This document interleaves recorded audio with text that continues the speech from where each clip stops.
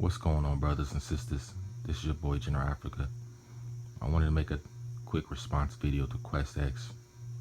I left a comment in this most recent video on Colin Kaepernick, but I wanted to share a few more things and put it in this video so other people could hear it also, if they don't happen to watch Quest video or see the conversation that we had.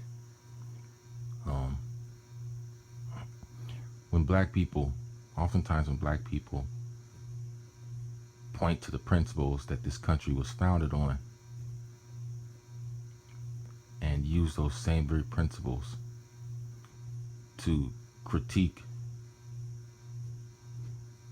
the oppressive systems in place in this country and the racism that we face and the double standards.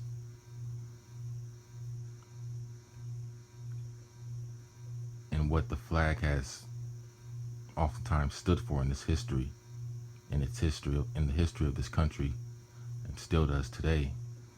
White people will criticize us for not respecting those very same principles when we're using them. You know, the liberty to be able to have free speech and express yourself without being silenced.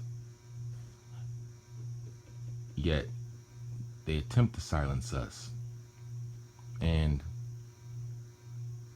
can then make the excuse that, well, I'm not forcing you to be quiet. I'm not forcing you to sit down and shut up, and tell you that you should be pleased and content and grateful that you've been able to earn money or have this or have that in this country, at least, as if black people shouldn't talk about the bad things that take place in this country and throughout its history.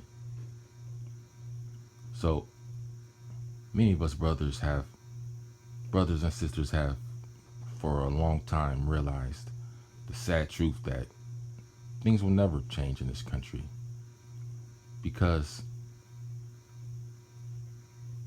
the very same sentences, the very same words that are directed at us in 2016 when we speak out were the same things that were said to us, the same racist insults and innuendos and insinuations that were thrown at us in the beginning of this country. It's pathological, almost. It's what we've been saying for so long, that this country was founded on racism, is strengthened by racism, and will always have to deal with and be infected by racism. So the sooner more of us start to realize that, we can continue to try to get on with our lives and change things.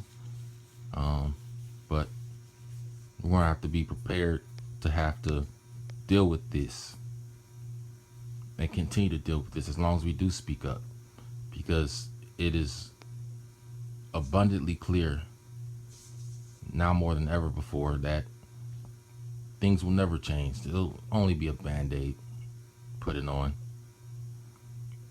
But it's like a scab that keeps on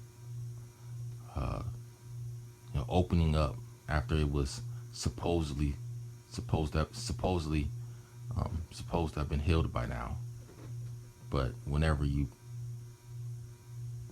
bump into something or get into an accident or slip up, it opens up again. And, so it's a never-ending festering wound that never really was properly healed in the first place.